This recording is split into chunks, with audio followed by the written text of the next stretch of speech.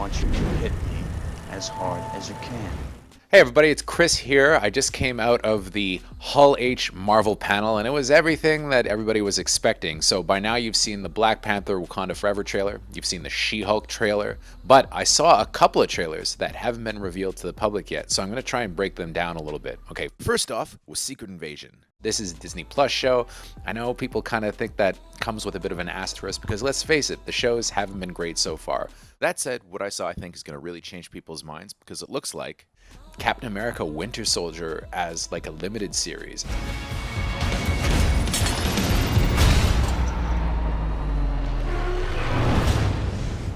I mean, it has that same vibe. Samuel L. Jackson's back as Nick Fury.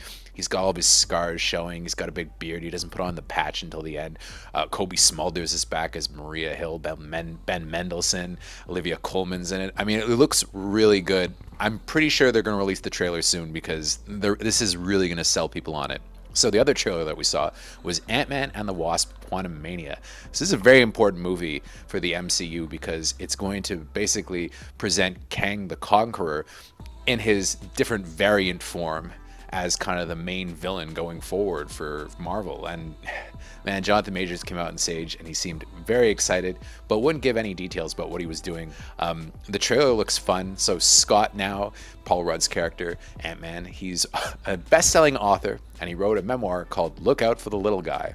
He's with Hope, played again by Evangeline Lilly, but his daughter Cassie, who's now played by Catherine Newton, is in a bit of trouble with the law and they're trying to set her straight. Of course, they all get sucked into the quantum realm, where they kind of see what life is like in there, and it's not really what we expected based on the other movies.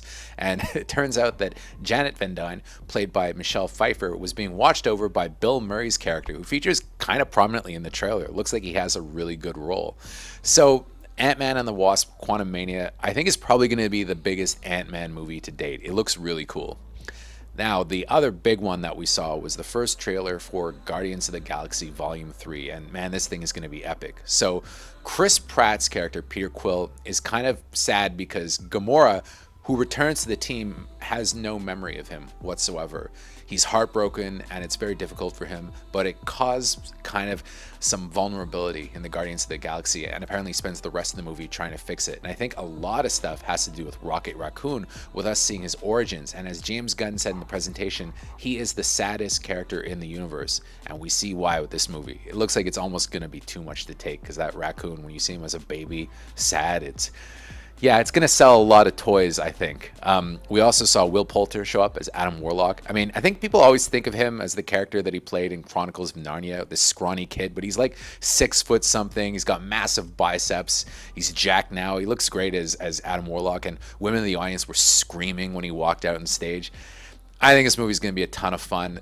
I would imagine they'll release the trailer very soon. It's something. So that's what I saw at the Marvel Comic-Con panel.